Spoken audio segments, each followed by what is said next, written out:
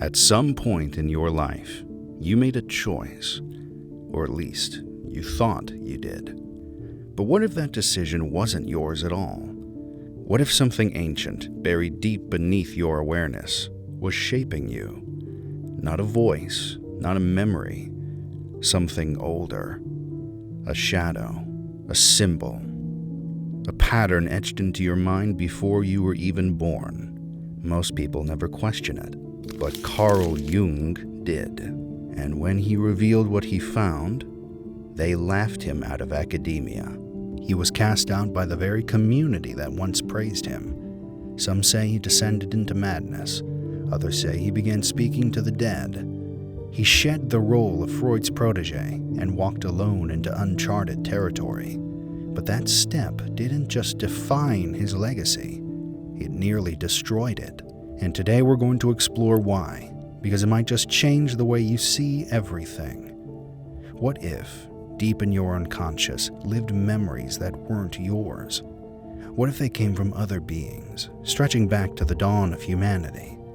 This was Carl Jung's most dangerous idea, the one that made him a prophet to some and a heretic to others. But be warned, once you learn it, you may never wake up. Before we can understand Jung's fall, we have to understand Freud, because their relationship was the spark that lit Jung's descent into the depths. In his search for a successor, Freud found Carl Jung, a man so committed he seemed more Freudian than the teacher himself. Jung wasn't always the mystic we know today. At first, he was a rising star, admired by Freud and welcomed by the scientific elite. But Freud wasn't just looking for brilliance. He was looking for someone unlike himself, a man the world would listen to, a choice that would foreshadow their split. Freud believed a Christian protege like Jung could carry his ideas into places he himself could not. And for a time, he did exactly that, carrying Freud's ideas across borders, into places Freud himself could never reach. But alliances like theirs don't last forever. Eventually, the two men split, violently. Some say it was academic, others say it was spiritual. In truth, it was personal. What we do know is this: Jung's break from Freud was the most Freudian move of all. For in every myth, the son must eventually challenge the father. And what could be more fitting for Jung, who Freud once called his adopted eldest son? That split was more than personal. It was philosophical, and it marked the birth of Jung's own path. Now alone, Jung began building a new vision, one that would soon make him president of the International Psychoanalytical Association and a rising star in European science. He became the heart of the establishment, until one idea tore him from the very throne they helped him build. Deep beneath your awareness lies a hidden reservoir, a dark well filled with ancient patterns, etched into the mind by centuries of survival and story. Patterns of hope, of fear, of desire, waiting to rise to the surface in those who are thirsty enough to seek them. Jung had a name for these ancient echoes: archetypes, the hero, the shadow, the mother, the wise old man. These aren't just literary tropes, they're psychic templates engraved into the human mind. They shape who we are and who we're destined to become. Jung believed our emotional reactions to certain symbols weren't random. They were telling, revealing. Why do serpents appear as tricksters across cultures? Why do floods reappear in myths from Gilgamesh to Genesis? Why are father-son rebellions echoed in Oedipus, Lucifer, and Icarus? These aren't coincidences, they're evidence. To Jung, the persistence of these themes in art, myth, and religion proved one thing: humanity is still haunted by the same symbols. And beneath our personal unconscious, where we store trauma, memory, and desire, there's something even deeper: the collective unconscious. not a vault of your experiences, but a collective dream remembered by all, a shared psychological inheritance, memories from the dawn of man. Jung's point was simple but world-shaking. You are not just an individual. You are the echo of everyone who came before you. He used this idea to explain why myths across the globe share eerie similarities. We are born, he argued, already inclined towards certain archetypes and symbols, and in therapy, he began analyzing patients through that lens, not just their symptoms, but their relationship to these ancient patterns. A man trapped in rage may be confronting his shadow. A woman struggling with desire may be caught in the incubus-succubus archetype. A son at war with his father echoes Oedipus. These archetypes became his compass, guiding him through dreams, behaviors, and beliefs. But to the scientific world, this idea wasn't enlightening. It was terrifying. But why? After all, it sounds like a theory to understand the mind.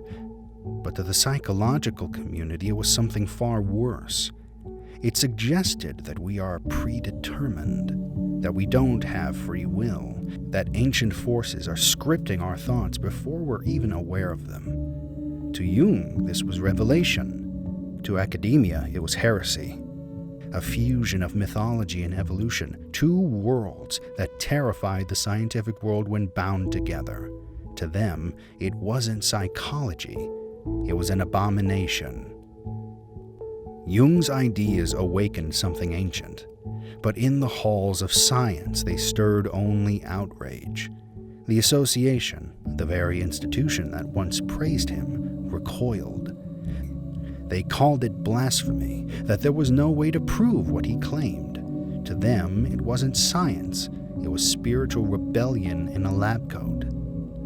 A holy war was already brewing between reason and the soul, and Jung had chosen his side.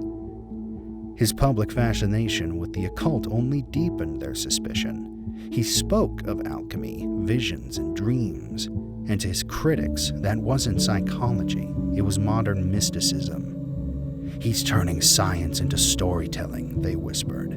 This isn't analysis, it's a seance with symbols. While Freud dealt in things measurable, sex, repression, ego, Jung dealt in myth, meaning, and the mysteries of the psyche. He had taken Freud's most fringe ideas and vanished into the woods with them.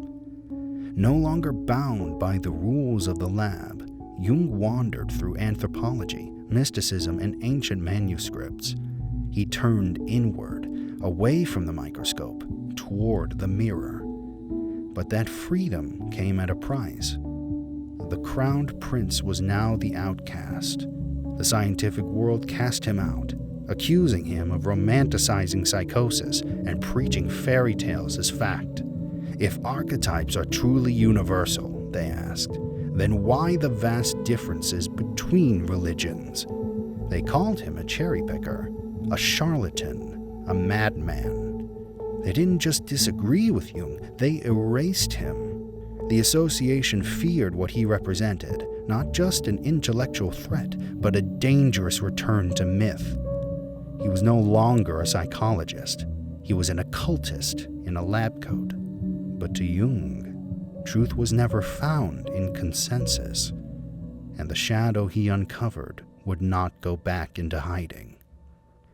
Scorned by the very world that once revered him, Jung turned inward, deep into the unconscious, perhaps too deep. After his break with Freud, the visions began. Floods, apocalypses, dead spirits rising. As a psychiatrist, he recognized the signs of psychosis, but instead of fleeing them, he followed.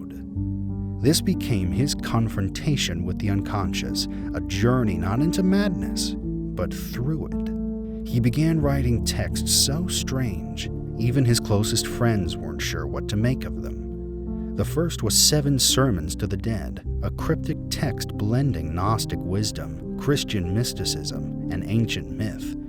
He wrote it under a pseudonym, Balacides of Alexandria, a 2nd century mystic who, like Jung, spoke with spirits.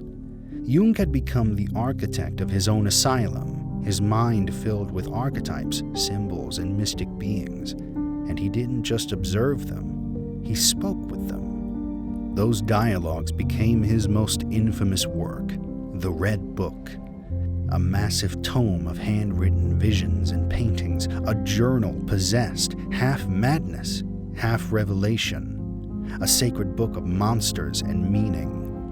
His dark thoughts were made manifest, monsters, gods, shadows staring back from the page. Jung believed this was his magnum opus, the foundation of the collective unconscious, the heart of all archetypes. Do you see them too? The symbols, the shadows, the patterns behind your dreams. Jung feared what the world would think. He kept the Red Book hidden for decades. It wasn't published until long after his death. His friends worried, not just about what he was writing, but that he was no longer coming back from where he was going. And yet, they admired him. Because Jung dared to go where no one else would, into himself, into the unknown. Would you? Would you stare into your own shadow? Jung's journey didn't end there. He immersed himself in alchemy, the occult, even UFOs, not as a believer, but as a man searching for symbols. He saw alchemy as the coded language of psychological transformation, a symbolic map of the soul's evolution. And during the UFO craze of the 1940s and 50s, Jung didn't laugh. He believed flying saucers were a projection, a psychic response to Cold War anxiety and global unrest, a manifestation of the collective unconscious. Even the occult, he said, was worth studying, not as truth, but as reflection. Because every fear, every myth, every mystery tells us something about ourselves. Are you a skeptic? Would you face what Jung faced? Would you listen to the thing that speaks through your fear? But now I must ask, was Jung wrong? Or was he simply ahead of his time? Because today, neuroscience confirms what Jung sensed a century ago, that we are born with built-in cognitive architecture.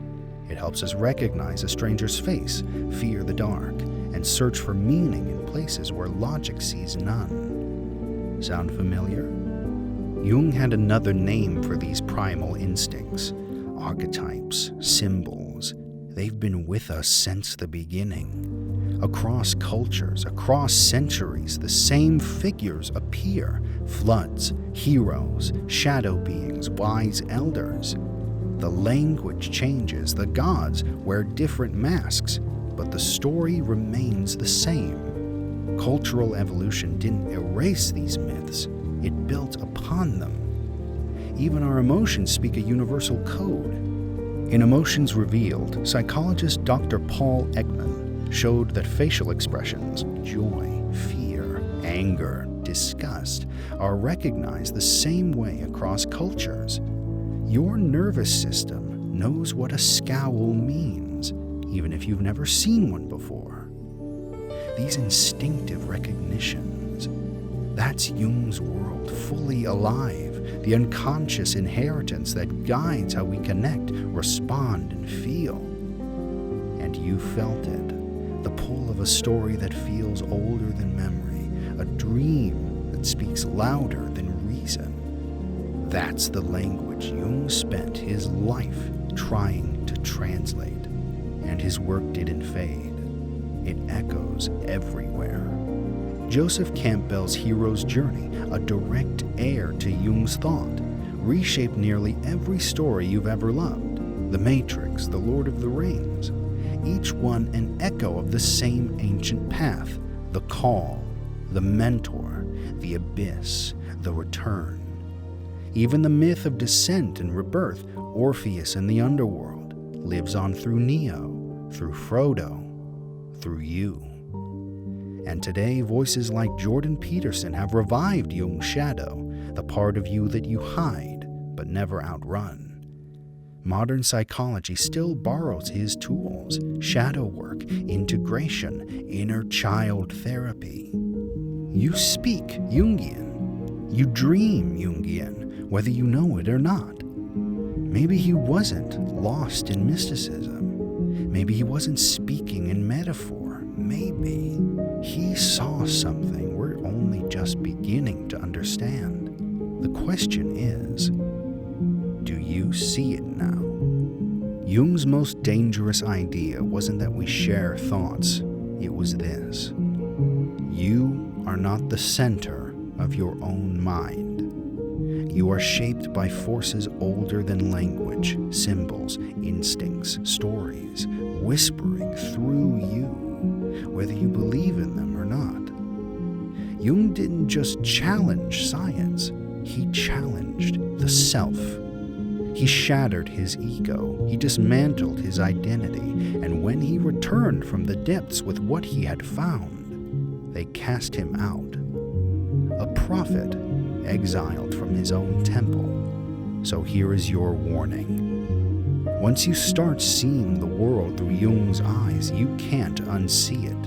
You'll begin to question everything, not just your memories, but your motives, your choices, your very sense of who you are.